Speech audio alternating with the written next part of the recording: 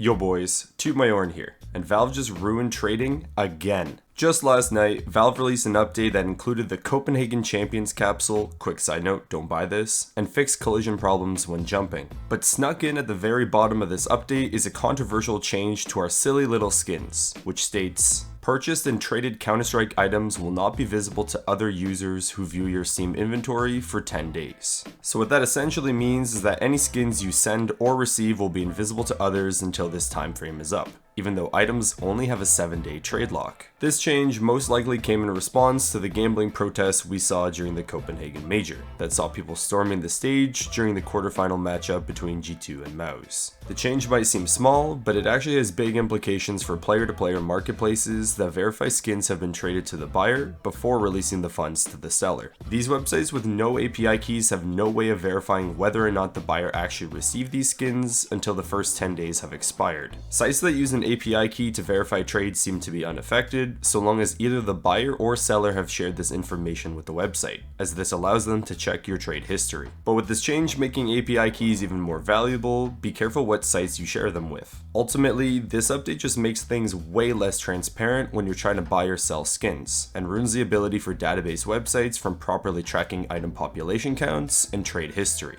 The one benefit I can see is that you won't have scammers immediately adding people who acquire new skins, but realistically, that just pushes the problem 10 days down the road. The last time Valve ruined trading was when they added the fan favorite 7-day trade lock in 2018. And although this change wasn't exactly popular, it did serve its purpose in slowing down gambling sites and scammers. But I really do question how effective making a skin invisible in somebody's inventory is going to be compared to the measures they already have. Also included in this change, you can no longer see storage containers in other users' Steam accounts, meaning you can receive an item, and as long as you place it within a storage container in the first 10 days, the item is basically gone without a trace. Storage containers already made items untrackable, but at the very least you could just acknowledge the item is probably hidden in the last guy who owned its storage container. But now, skins for the most part are just lost in the abyss, which in turn opens up the potential for scammers to get away with highway robbery even easier. If someone gets scammed, they've got 10 days before it's even possible for someone else to notice they've acquired this skin. And with trade locks only lasting for 7, they've effectively got a 3-day window to transfer the skin to a third account,